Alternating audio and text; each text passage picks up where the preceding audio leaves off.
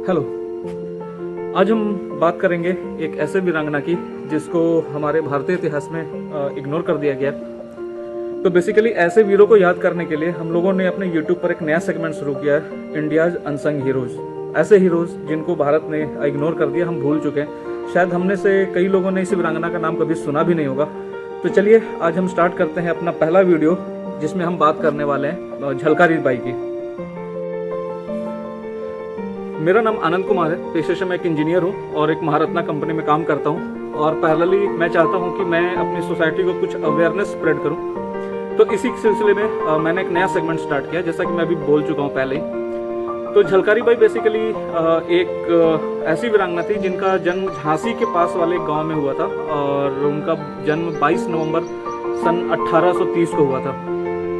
Starting में जब काफ़ी कम उम्र में ही इनकी माताजी गुजर गई थी, तो इनके पिता ने इनका पालन पोषण किया। और चूंकि दलित समाज से थी और पर इनकी जो इंटरेस्ट थी वो स्टार्टिंग से ही तलवार चलाने में और इस तरीके के इक्विपमेंट्स चलाने में थी, तो उनके फादर ने इनका पालन पोषण इसी तरीके से किया। इनको इसी तरीके से शिक्षा दी गई। और एक बार जब महारानी लक्ष्मीबाई ने इनको देखा तो इन्होंने अपने ट्रुप में इनको शामिल कर लिया। तो जब पहला विश्व युद्ध स्टार्ट हुआ 1857 में, तो लक्ष्मीबाई, तात्या टोपे, नाना साहब पेशवा सब लोगों ने इसमें पार्टिसिपेट किया। इसी बीच में 1857 की लड़ाई के बीच में जब जनरल ह्यू रोज ने अटैक कर दिया झांसी पर, तो महारानी लक्ष्मीबाई भी अपने 14,000 सैनिकों के साथ इस लड़ाई में शामिल हुई। और इनकी जो मेन एडवाइजर रही हैं वो रही हैं, हम जिनकी आज बात कर रहे हैं, झलकारी बाई। तो इनका रोल तब आया जब लड़ाई के बीच में लक्ष्मीबाई को उम्मीद थी कि नाना साहब पेशवा अपनी हेल्प लेकर के आएंगे, अपने सैनिकों को लेकर के आएंगे। पर इसको मिस हैपनिंग कहिए कि ऐसा नहीं हुआ। तात्या टोपे पहले ही हार चुके थे जनरल ह्यू रोज से, तो नाना साहब की सेना नहीं आ पाई और ये हो चुका था कि अब महारानी लक्ष्मीबाई की सेना हार जाएगी। क्योंकि इसके साथ ही एक और सिचुएशंस आ गई थी कि महारानी लक्ष्मीबाई की सेना का एक सिपाही सालार जो कि एक गेट की निगरानी कर रहा था, उसने गेट ओपन कर दिया था।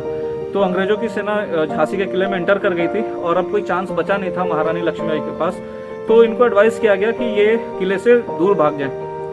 तो जब अंग्रेजों की सेना एंटर करी रानी लक्ष्मीबाई के किले में, और रानी लक्ष्मीबाई बांधेरी से कूद करके अपने किले से निकली वहां से अपने कुछ सहयोगियों के साथ में और अपने घोड़े और अपने बेटे के साथ में।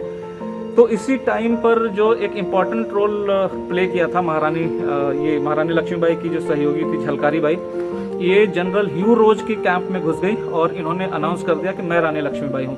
अब इनका चेहरा रानी लक्ष्मीबाई के चेहरे से बहुत हद तक मिलता था, तो लोगों ने इस पर यकीन कर दिया और इस अफरा तफरी में वो पूरा दिन निकल गया। और इस तरीके से महारानी लक्ष्मीबाई को मौका मिल गया अपनी सेना के साथ वहां से निकल जाने का।